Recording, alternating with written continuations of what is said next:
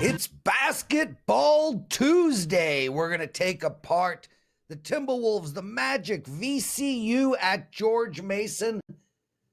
And we're going to look at the Laker game, playing the Raptors, the Blazers, and the Knicks. Dave Sharapan at the end of the show. This is the best daily sports betting show on the planet. I'm Lawrence Bresman. My co-host is Teddy Covers, and Steve Merril is joining us for Steve. How are you, my friend? Welcome to WagerTalk Today. Hope you're doing nothing but winning. Yeah, it's been a decent start to 2024. Finished off a great bowl season, Prez, with Michigan last night. Teddy covers Michigan Wolverines, never in doubt. And we actually went 4-1 on New Year's Day. And the only one I missed was Texas over Washington. And all it did was set up an even better play, just like last year when we missed with TCU over Michigan. We came back with Georgia. I don't want to say Washington was TCU-like. They're obviously a better team, but they were a little bit of an overvalued team, and we took advantage last night. Yeah. Teddy? That game was a sweat and a half. We'll talk about it in a few minutes. And, of course, it's not just basketball today on Tuesday. My big game breakdown, we will break down one of the NFL playoff games, the Lions and the Rams. That's a client play for me. You guys will get it free today right here on WagerTalk Today. Let's start with some hoops. And you want to go to the NBA to begin? The Minnesota Timberwolves and the Orlando Magic facing off in Orlando this evening, but the money's come for the road favorite Minnesota. Right now, look at the WagerTalk Live odds screen. I'm seeing the T-Wolves -5. Total's been bet down. 220 is high at the open. Now I'm seeing 217s across the board. What are you going to do with Minnesota and Orlando in NBA action for Tuesday? Yeah, Teddy, as I like to do every week when I'm on WagerTalk Today, is try to pick some games in which we can do a little bit of handicapping 101, get deep dive into the handicapping process. And this is an NBA game which made my short list overnight for a couple reasons. First of all, I've done this for decades. And by the way, number one in the NBA last year, 103-63 in 2023 alone, up 40 games above 500. So NBA, as I know it is for you as well, Teddy, is an excellent sport to make money. And a lot of people might be sitting back this time of year and saying, I don't like the NBA. I can't stand the league. I'll wait to the playoffs. That's fine. You don't need to watch these games. You can put the bet in, set it, then forget it. But it's a great moneymaker, and it's a great situational sport to handicap. I use a lot of situational analysis. I use power ratings and numbers a lot less in the NBA than I do in college hoops or college or pro football. And this is a good situational setup for Minnesota. Something I always look for is what I consider Class A teams. And I know Minnesota's lost 3 of their last 4, but they're still 25-10 straight up on the season. And they've had some of the best metrics efficiency rating, offense and defense for a lot of the season as well. So I consider them a Class A team. And this is a team that's now failed to cover, 7 of their last 9 against the spread. So yes, maybe they became a little overvalued after the hot start, but I think they're a little undervalued now. So they're a team I'm looking to play. And I like to play Class A teams on the road off a loss. And one of the reasons I like them as a road favorite is because we're getting them as a better team against a weaker opponent, and we're getting a discounted price. Home court in both home field in the NFL, home court in the NBA is not worth what it was 25 years ago when we all started handicapping. But we still get a discounted price. And as you said, it's went from -4 to -5. But if this game is in Minnesota, they're probably a 9-point favorite. So we get a couple baskets less. It's a rested spot. And I also like fading Orlando here. It's the exact opposite end of the spectrum. They've covered 8 of their last 10. Another reason why I think this line is too short. And they're coming off back-to-back straight-up underdog wins on the last one against the worst point spread team in the league, the Atlanta Hawks. So I think it's a good setup to fade Orlando off the back-to-back dog wins, and it's a focus spot for Minnesota, the better team, off a loss in their last game. So I like the T-Wolves -5 tonight in Orlando. So, yes, Orlando is 8-2 against the spread in their last 10. That's just the tip of the iceberg. They're 25-11 against the spread in their 36 games so far this season. They started last year 5-20 ATS. I didn't look up the numbers, but without looking them up, I know they hit better than 60% against the spread after that 5-20 start last year, because I bet them again and again and again and again. Isn't Orlando just a perennially undervalued commodity? Isn't this team just, if you just bet them every game, you're going to make money because they're a pretty good team, and the markets just aren't excited about them. The betting public just isn't excited about them. You ask a casual fan, they can't name maybe one player on the Magic, maybe. They might know Banchero, they might not. Right. Yeah. But I mean, it's an anonymous team in a small market. These teams hold their value forever in the NBA. And if you're trying to fade Orlando this year, all you've done is lose money. Why do you want to fade this team here? Yeah, it's interesting. I don't do a lot with the public consensus data in the NBA this time of the year because the public just isn't all that involved still. But I am seeing some metrics that I look at that has Orlando as a public dog tonight. So maybe that ship has started to turn. Maybe they are starting to take notice here. But you're right, Teddy. That is another great handicapping angle. I know you and I use a lot in the NBA. It's to play these up and rising, ugly ducklings that have struggled over the years that are getting more talented. And we've seen that with Oklahoma City the last several seasons. By far the best point spread team in the league for about the last 2.5 years. Now they're starting to have overpriced a little bit, failed to cover again last night. I don't think Orlando's in that boat. I do agree with you. You'll probably make money back in Orlando for the rest of the season. I just think tonight is a good spot to fade them off the back-to-back straight-up dog wins. And I think this line is short enough where we do get some value. But you're right. Orlando's been a great moneymaker, and they are an undervalued team. But I have a feeling Minnesota might be a little undervalued now here over the next month or two also. This is a pretty talented T-Wolves team. It's 25-10, and it's still only covered twice in their last 9 games. So I think we're getting a discount tonight because of that. Steve Merrill joining us, everyone. Steve, you are going to be hosting on Friday and then Monday, Tuesday, Wednesday, and Thursday of next week. Thank you for stepping in for me. I'm going to Florida to see my extremely old and decrepit parents. Got a text this morning from them that said, bring warm clothes. WTF, man. It's a blizzard in Toronto. I'm finally going to Florida, and it's freaking cold. Anyway, let's move on. VCU at George Mason. College basketball. The game is tonight, -3.5 for George Mason. How do you bet this game? Yeah, my George Mason Patriots. It's my team. I got to get the name right at least. Look, I went to high school 1 mile from Patriot Center here in Fairfax, Virginia. It's where I grew up. So I've been to some games up there over the years, and they've had some really good teams, obviously, over the years as well. Remember, what was it, about 18 years ago now, Larinaga and company made the Final Four, really putting Mason on the national map. A little bit under the radar the last several years, haven't been one of the powerhouse teams, but this is a really good squad this year. A 13-2 straight-up start. And I wanted to talk about this game for a couple reasons. Just on the surface, let's take the name of the two teams out. Virginia Commonwealth VCU has obviously been the better program over the last decade or so. But you've got a 13-2 team that's a perfect 9-0 straight up at home, playing a team that hasn't played a true road game since November, I believe. And they've got the better overall offense-defensive metrics, and they play pretty slow half-court basketball. Yet we're only laying 3.5, 4 points in this game. It actually opened 4. It's down to 3.5. Home court on the surface is probably 3.5 to 4 in this game at the Patriot Center. And most of the metrics show Mason's the better team this year. So this line is cheap, and I think George Mason remains an underrated squad. Right now, they're 9-4 against the spread, depending on which closing lines you look at this year. So they've been a very profitable team with that 13-2 start. And VCU not in good current form. We talk about bounce back spots. Maybe it's a bounce back spot for VCU, but this team on the surface is only 8-7 straight up. They're just 1-2 away from home this year. Those were actually neutral court games. And then on top of that, their last 2 losses, back-to-back losses as a 4-point and 11-point home favorite last week. I don't think they just flip a switch and get things right. Their defense has been really bad the last 2 games. They've given up 48 and 55% shooting. This line doesn't make sense to me. It should be a little bit higher. Maybe it's a trap. We'll see. But Mason, an underrated team this year that I think is flying a bit under the radar. I've used them a couple times on the college basketball show earlier this season as best bet winners. Wanted to give them out free here on WagerTalk Today here on Tuesday night. I think George Mason remains an underrated team, and I think it's a good spot for him tonight at home. So I need to ask you, because in the NBA, you talked about you liked the concept of a class team off a loss. Here's college basketball. VCU is kind of a class team. They're coming off a loss. They're coming off a pair of losses, in fact. So in theory, it should be a circle the wagon squad. Explain the difference in thought process between the NBA and the college ranks when it comes to that particular methodology.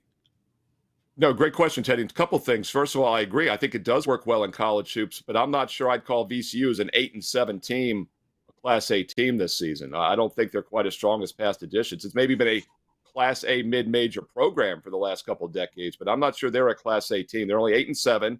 The other thing I'll point out is that Mason is the better team. They're 13-2. They're at home. They're undefeated. The Minnesota-Orlando game we talked about was different. Minnesota, the better team, road favorite. Here we've got the better team at home in George Mason.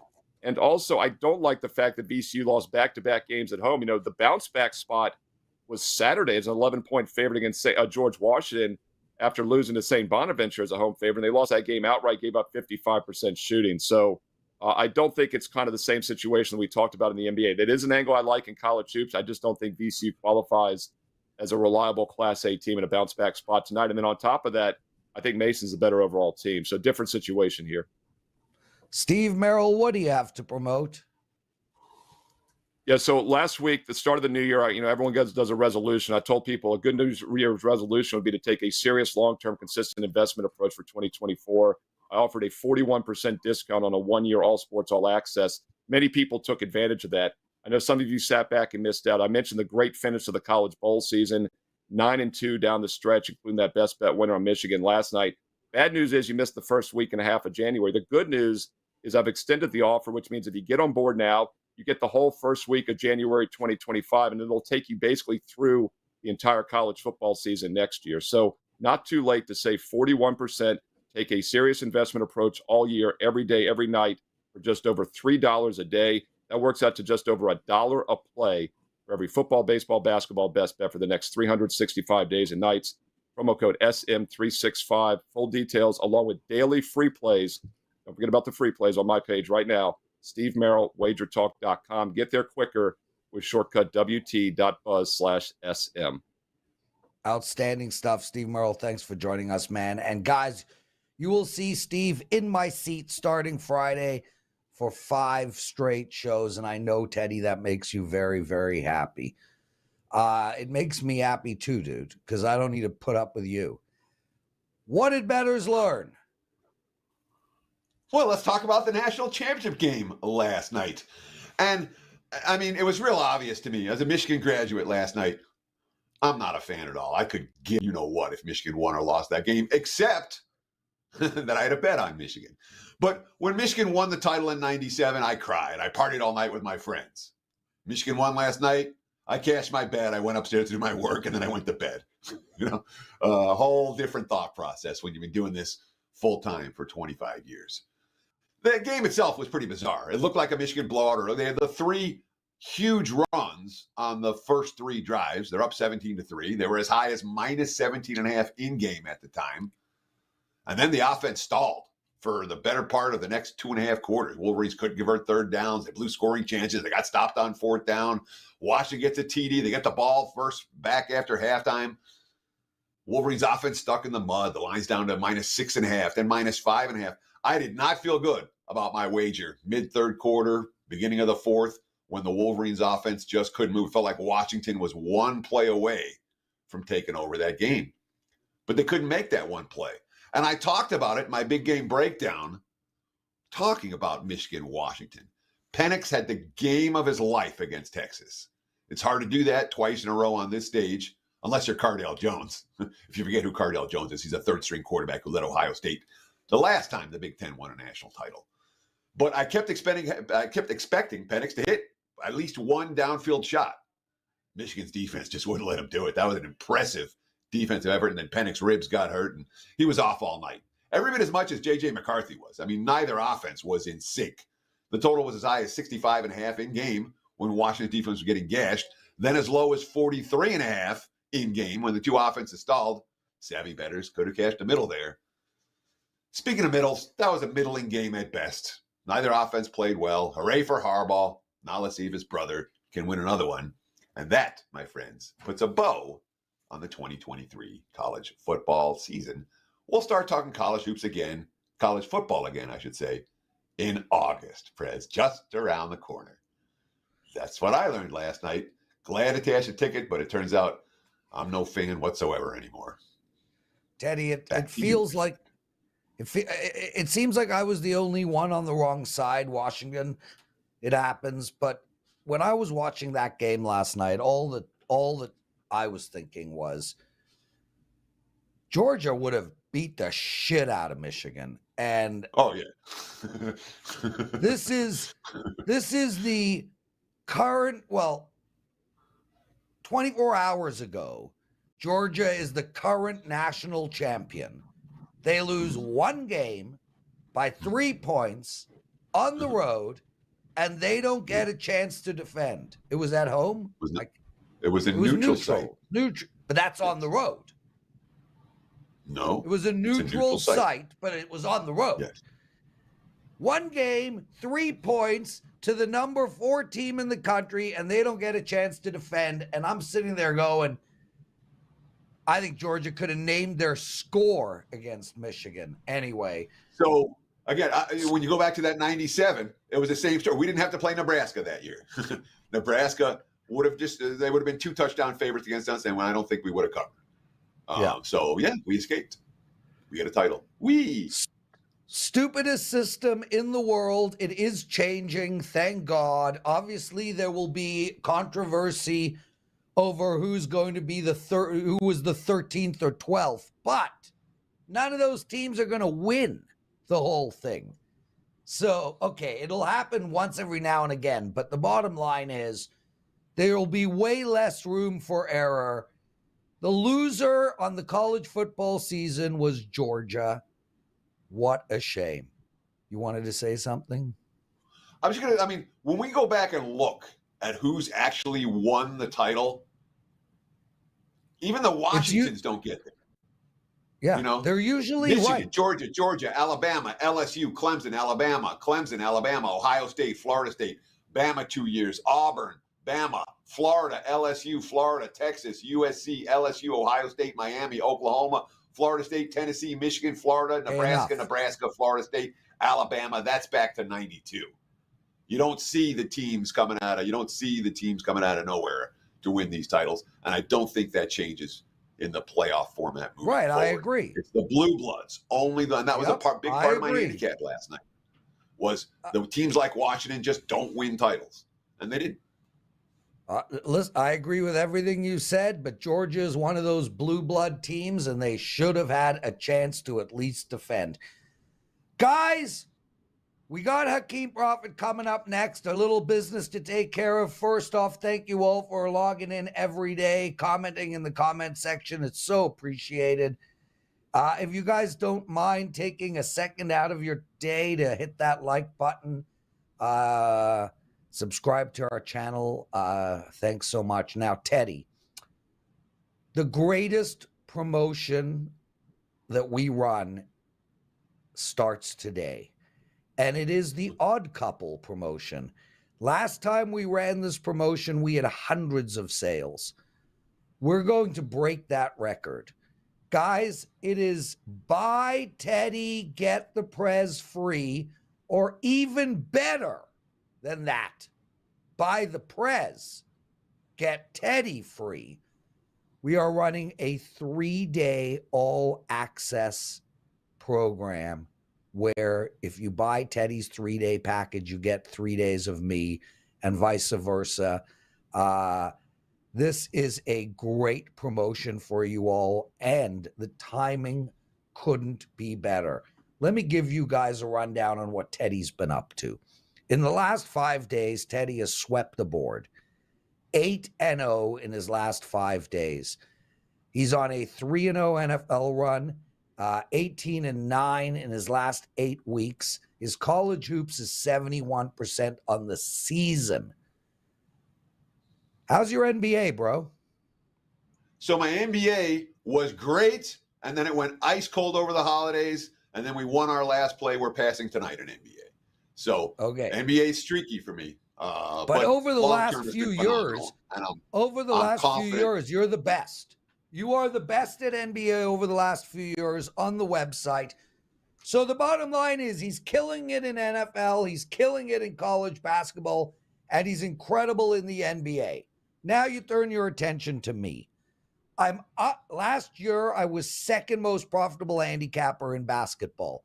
This year, I am up double-digit units in college basketball. I'm up in the NBA. I'm up in NHL. And I'm rolling in NFL, but I am slightly down on the season, which bothers the shit out of me.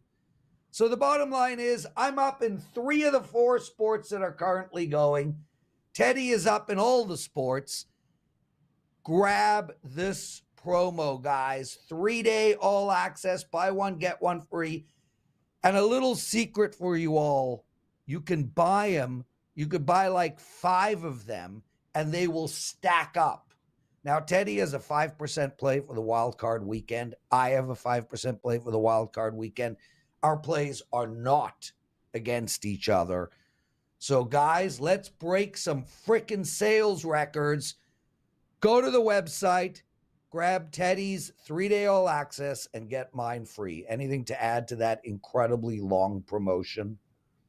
Yeah, I love that these promos always seem to run, Lawrence, when I'm running good.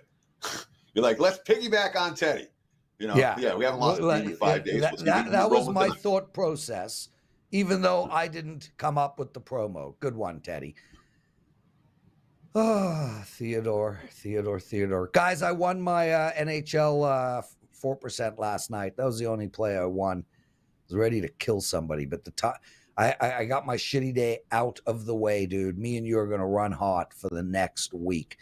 Skee Profit's joining us, everyone. Hakeem, welcome to Wager Talk Today. How are you, man? I can't complain. I'm doing all right. And it was interesting. I enjoyed hearing you guys talk. I don't know a whole lot about the college football, but I know a lot of people enjoyed that game last night based on watching in the casino. So yeah, hopefully you guys made some money, and let's keep it going for NFL, NBA. You got it. Well, let's start. We've had a slight change, Teddy, and what Skee wants to talk about. We'll get to that later, but let's start with the Lakers and Raptors. You like the over here, 235. I just won on the team total under in the Lakers last game against the Clip. Almost lost my shit at the end there as it smelt of overtime, but we escaped on that under. But you like the over today. Tell us why. Yeah, there's no worse feeling than losing an under when it goes to overtime, in my opinion. That just stings like there is crazy. one.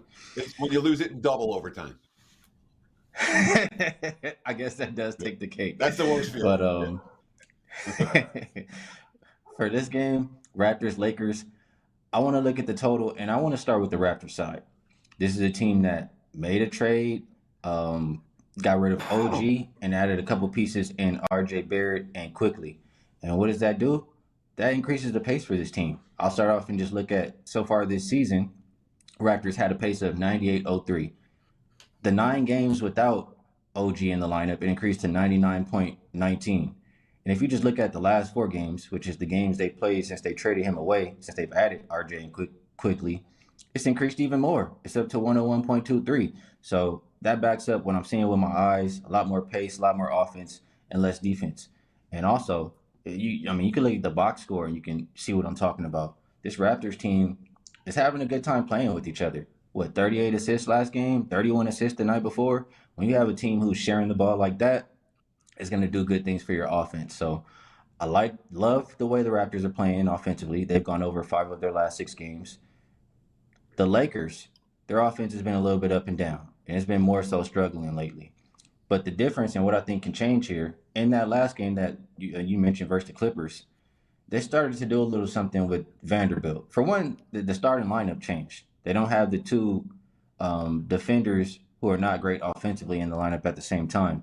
But with Vanderbilt, when they're starting to not respect him out there, he'll cut to the middle, they'll shoot it to him, and he'll find somebody else. And that's making the Lakers offense better than what we've seen over the past week or so. So a combination of that, you look at this Toronto Raptors team, they're missing a couple big men. You do have Pirtle out of the starting lineup for tonight. I think Anthony Davis will eat in the paint for the Lakers amongst others. So Lakers have also gone over 10 of their last 14 games. These teams have gone over 5 of the last 6 meetings.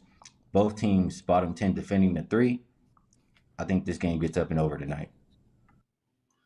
So the Pirtle absence is what I wanted to talk about, because in my mind, that's one of those sneaky little absences that makes a huge difference in what Toronto is trying to do.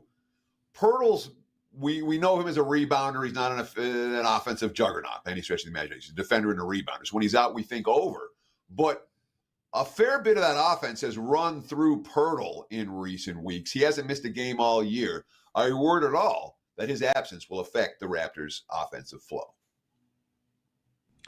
No, I'm not, because whatever, even if it does mess up a little bit of the offensive flow, they're going to give it up right on the other end, on the defensive end.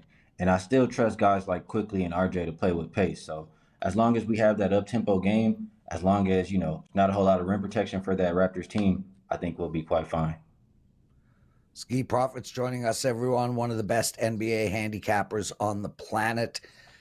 Teddy, Skee privately slacked me. He's like, I want to kick Merrill's ass. He says, don't bet against Orlando. To hell with that shit. I'm coming on the show. I'm going to tell everyone why to bet on Orlando. Okay. He didn't say any of that. All he said was, I'd like to talk about Orlando. So, Skee, Orlando, let's go. It's good to give the audience both sides of a game, and then you can let them decide, which person or which argument they agree with more. So you heard Merrill talk about the Timberwolves a little bit there, and I'll talk about why I like Orlando. So I'll start on the Timberwolves, though. This Timberwolves team hasn't been playing good basketball. They've covered one of their last 7 games ATS, and they've had to travel every single game so far in 2024. They're also on the front end of a back-to-back against Boston tomorrow. I think, that's a game versus competition that they would like to step up and showcase their talent against more than against Orlando. Steve talked about you're maybe getting a little bit of a discount on the line in this game. And that I understand that thought process because, and I was thinking about why. You have an Orlando team who is coming off, they played overtime 2 out of their last 3 games. The first thought for me when I think about that is it's a little bit of a red flag. I don't want to be playing on a team that's playing a lot of these extra minutes. But this is Orlando's role right here. I mean, they did beat the Nuggets off of an overtime game just recently, but they're 6-1 so far as a home dog. I think they've covered 14 of their 17 home games, something like that, but a really good home team. They've covered 5 out of their last 6 games. They're playing well right now. If I look at the categories that I care about, they've been the better rebounding team, the better offensive team. And they don't play again until Friday. So that means that they can go all out and give maximum effort in this matchup, whereas Minnesota might pump the brakes, save some of that energy for Boston tomorrow. I put it in the database just to, see how the situation played out. Home dogs who played in overtime their last game and also 2 of the last 3 games versus an opponent on the front end of a back-to-back. They're pretty damn good. 9-2 against the spread. I think Orlando's and they're 7-4 straight up. I think Orlando's live to win this game. I'll roll with the team who's playing the better basketball lately. And the last point I want to mention is, yeah, they might be a public dog because they're playing well right now, but that was just like the Utah Jazz. Jazz have covered 8 of their last 10 games. They sure went out right last night. Skee Profit says, look at Orlando live home dogs in NBA action on Tuesday, giving us the other side of the argument that Steve Merrill talked about with the road favorite earlier in the show. Skee, what do you have to promote? How's it going right now over at WagerTalk.com? And what do you have for the clients this evening? It's been a little bit back and forth for me. And yesterday I did lose my best bet on an overtime under. So that's why I mentioned that earlier. So I need to get back on track tonight.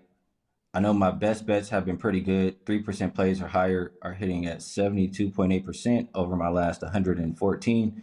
And I have 2 of them for tonight. They're not available yet as a package. And that's why you should be an all access subscriber so you can get them right when I release them. But they will be up shortly after the show. So find them on my page.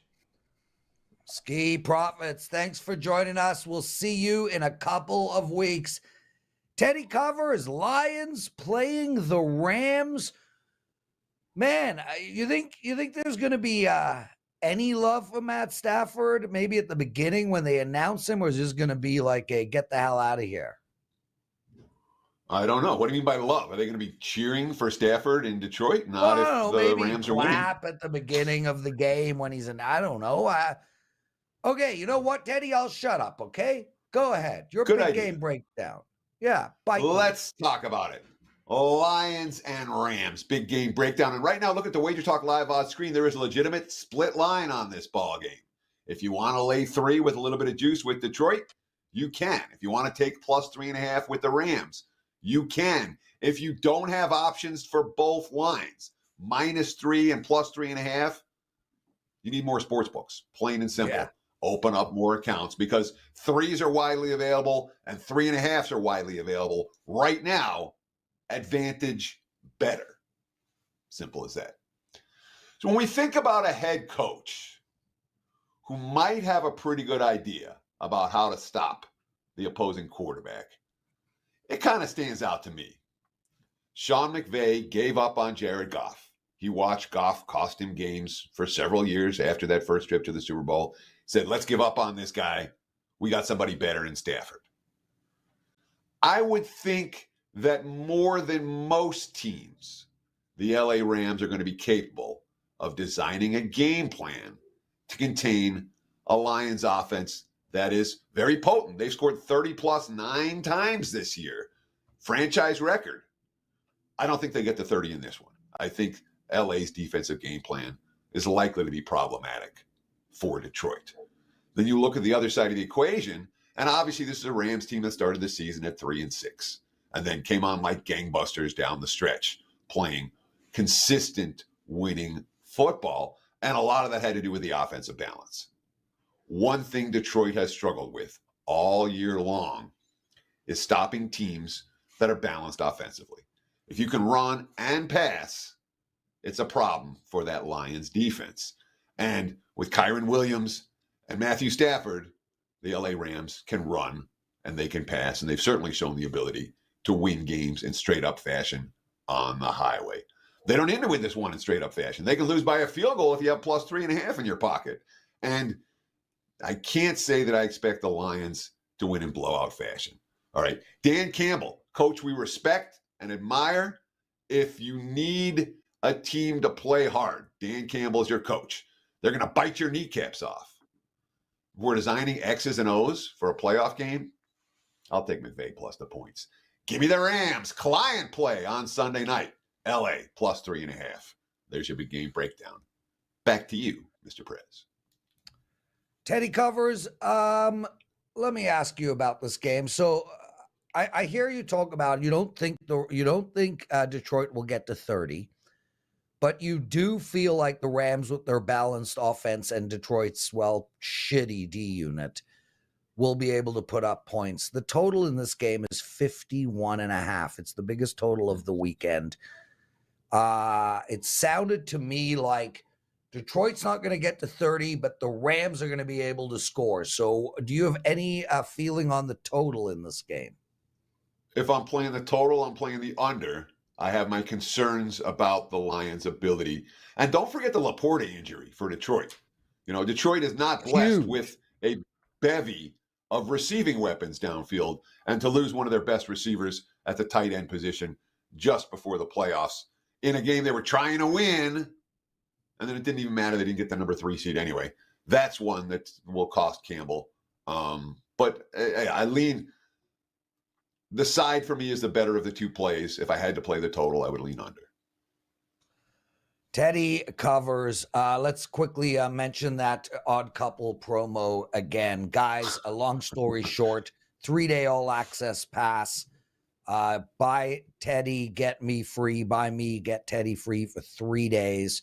It's an incredible promo and a great way to see how our thought process is, how we write analysis, et cetera, et cetera. But with that said, Teddy is rolling right now. I'm up in every sport that is currently being played except for the NFL, and I'm barely down.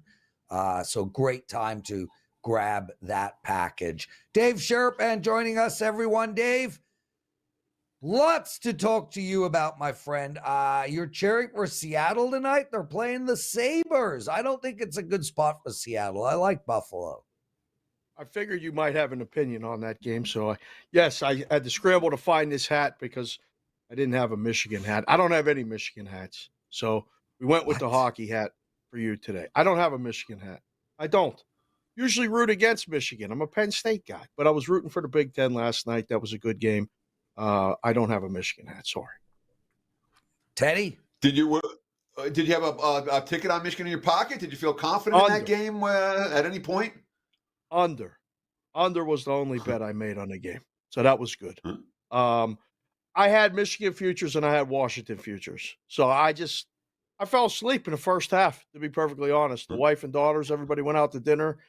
I said, you understand I got to watch this football game? Can we go somewhere with a TV? They were like, we don't care about the football game. Football season's over. Stop talking about the game. No, we don't care. I said, all right, everybody go out. And me and the dog, and I fell asleep. It was a boring game. Dave, But it worked out okay.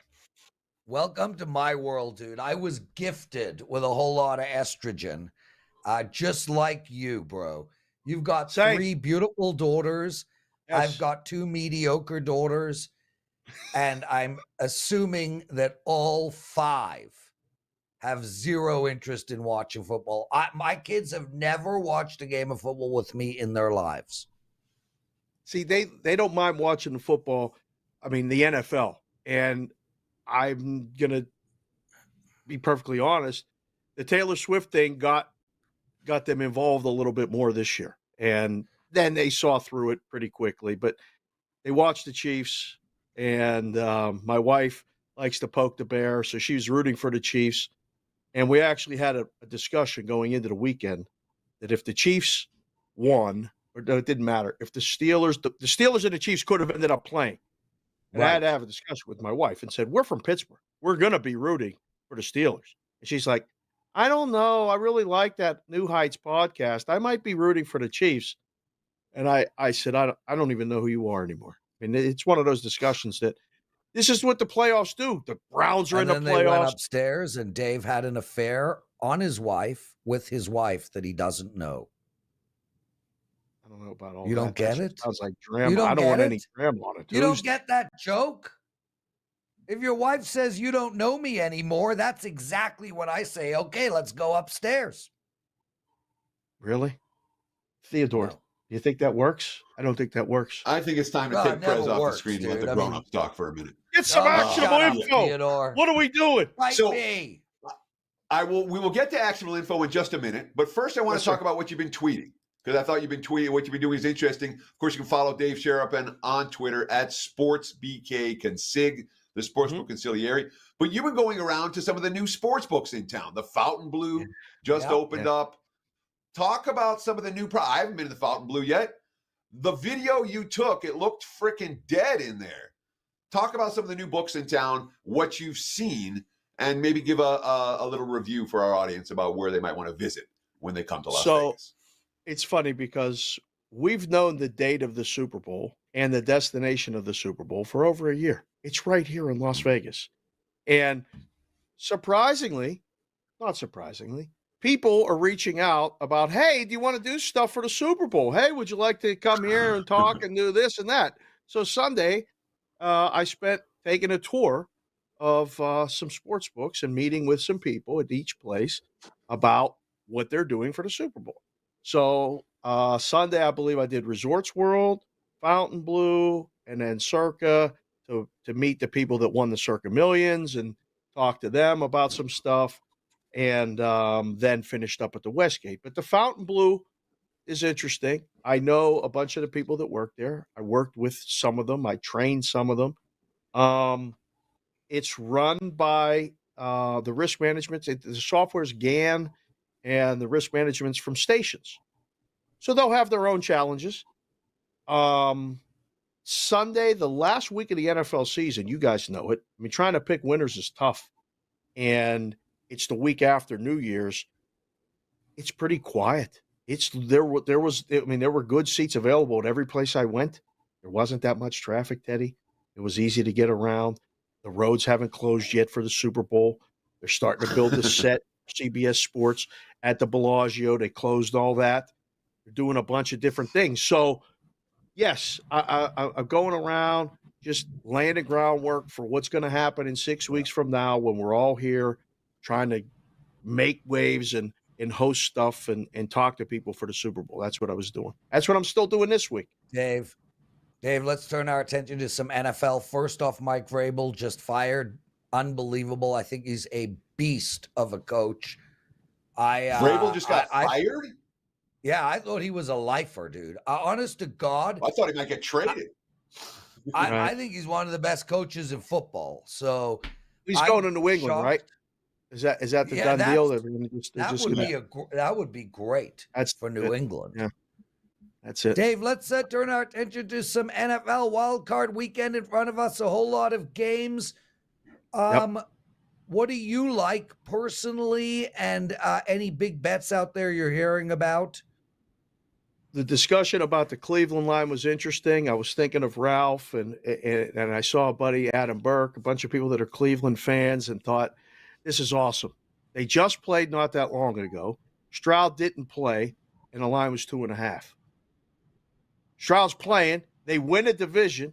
That game Saturday night was a lot of fun to watch, and I still think that the call by Steichen was okay. It just wasn't executed. Anyhow, the line's the same. Doesn't make any sense to me. It's really, I want to like Cleveland a lot, but this line gives me pause. Miami and Kansas City's interesting. Warm weather team going up to KC. It's supposed to be absolutely frigid. Kansas City's as down as they've ever seen. The line already went. All the 3.5s are gone. It's 4. It's got to be KC or nothing there. Pittsburgh's got no shot at Buffalo. I mean, I don't know what that line tells you. It tells you it's 10. It's going to be in every teaser. It's going to be every parlay, every money line parlay. Good luck, Pittsburgh. With no TJ Watt, he is out. That's big-time trouble. That game's probably an underplay. Green Bay and Dallas, I don't know. The number's great. It's perfect. I don't really have an opinion, but I see why people would bet Dallas. Youngest team in the playoffs to ever make the playoffs, Green Bay. Tough spot for them. Tough spot for a rookie quarterback. It's an auto bet against, and literally every teaser will have Dallas on it. Take it down through the numbers. Rams at Detroit. Wow. We got the storyline everybody wanted. Stafford returns. We get to go to Detroit, who hosts a playoff game for the first time in a long, long time. I can't wait to watch this game. How does it not go over? I mean, the number's high. Total 51.5, highest total on the board. I mean, it almost looks too easy, but it's sometimes they are. That one feels like team with the ball last wins. And then Philadelphia, Tampa Bay. We got Newbie producing the show. He's my co-host on Cash Considerations. He went 11, 2, and 3 or something in the Eagles games this week. Told us last week on our show, Eagles have been bad. They're going to be bad. How can you lay the points with them?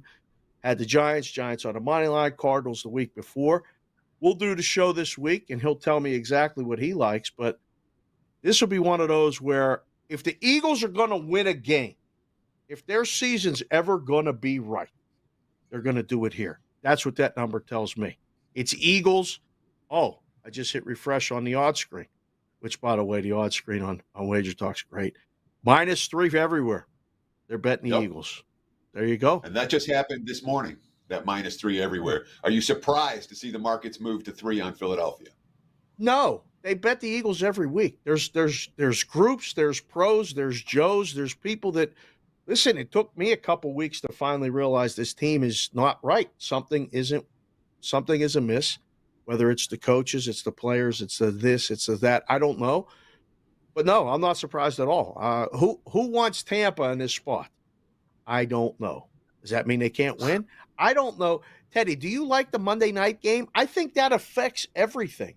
Playing a game on Monday night, standalone, different routine, it not only affects the game between these two teams, but then going forward, it's an automatic short week. It doesn't make any sense to me. Yeah, in terms of having the game Monday night as opposed to a Saturday night or some other time, Yeah, or I hate it. yeah. Yeah, I mean, it's not a dislike. It's a hate because you don't get your matchups properly on Monday morning. Dave, We've got just a minute or two left with you real quick. Yep. Anything stand out on today's college basketball card? Who do the pros like? Who do the Joes like? Who does Dave Sharapan like? Yeah, there's actually, this is the theme now. Everybody, college football is done, so we start looking at college basketball, right? And there's games where road favorites are the theme of the day today, right? You got Houston, number 2 team in the country, ranking right now is only 2.5 at Iowa State. Question mark. Pause. K-State against West Virginia. I was just on the phone before the call. Sorry for being a minute or two late. West Virginia, Kansas State shoots the ball threes, third most in the Big 12. They're 13th in the Big 12. last in the Big 12 in shooting percentage from threes. It's weird. They're favored at West Virginia. Looks too easy. It probably is. And then Duke at Pitt. I mean, it's nighttime in Pittsburgh behind me. I'm not a Pitt fan, but I pay attention to the basketball, especially in the ACC. Home dog. This is the theme of the day today. Look out. Laying those short numbers on the road. Recipe for disaster. That's it. We're out. Dave Sharapan, outstanding stuff. Okay, so you kind of promoted in the middle there. Is there anything else? Yes. Bostonia versus the Book, live every day, Monday through Friday, at Symbol, Boston versus the Book on the YouTube. The replays on Sports Grid and Sirius XM Radio 159 at 10 o'clock Pacific, 1 o'clock a.m. every single day. I'm on there live on In-Game Live from 5 to 7. I'll be on with Ranieri tonight. I believe it's Ranieri and other co-hosts throughout the day or throughout the week. That's at 8 p.m. Eastern, 5 o'clock Pacific. And then cash considerations, we're doing a playoff edition. And stay tuned. All these people are coming to Vegas for the Super Bowl. Hit me up at Sports BK Consig. I'll come down and meet you. Big party on Friday night for check cashers for the contest at Circa. A bunch of people are coming to the town. Brigade proxy service with that. We'll be there for that as well. Thanks, boys. See you later. Go Crack. Love you, Dave. Thanks for joining us, man. Kick ass on your bets. Teddy, I don't know what to do, brother. I mean, we're at 114 likes. We have a 125 like rule. There's 400 people in the chat room. 400 and 116 likes. I don't get it, bro. It takes if you're actually logging in. Yeah, What? don't worry. They're clicking it right now, Lawrence, to get you the 125 likes that you deserve. Do your presidential address. Let's go. Okay, there you go. Dan, cue us up. Dan, cue it up, brother. Okay, guys, I got 3 NHL plays to give out for you all. As we cut this and put it up on Twitter, I do need to make mention about the Odd Couple promo that we are running this week. It's a buy me, get Teddy free or vice versa. 3-day all access pass to all my plays. You get all of Teddy's plays for free. I'm up big in every sport but NFL. NFL, I'm slightly down, but I'm winning in college, winning in NBA, winning in NHL. I'm 20-4 this NHL season in money line bets. I have a money line bet up tonight. I'm on a 20-9 college basketball run in totals. I have a college basketball total tonight. And Teddy hasn't lost a game in 5 days. So head over to WagerTalk and grab that promotion. We call it the Odd Couple promotion.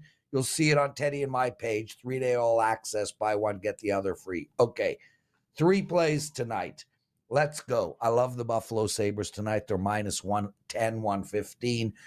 Good spot for them. Bad spot for Seattle. I also like the over in the Boston and Arizona game, especially if you can get 5.5. And I like the Calgary Flames minus 135. That's it for the show. Lots of love to all of you guys. Thanks for watching. Teddy, we got to 143. You are right. Take us home, bro. Yeah, all you got to do is ask. We appreciate all of your support, all the likes, all the follows, all the comments. We genuinely appreciate that each and every day. Thank you so much for being part of the Wager Talk family. That's going to wrap it for the Tuesday edition. Like Lauren said, we'll do it again tomorrow. Same time, same channel, 9 a.m. here on the left coast, noon for you back east. Between now and then, enjoy the games and best of luck with all your wagers.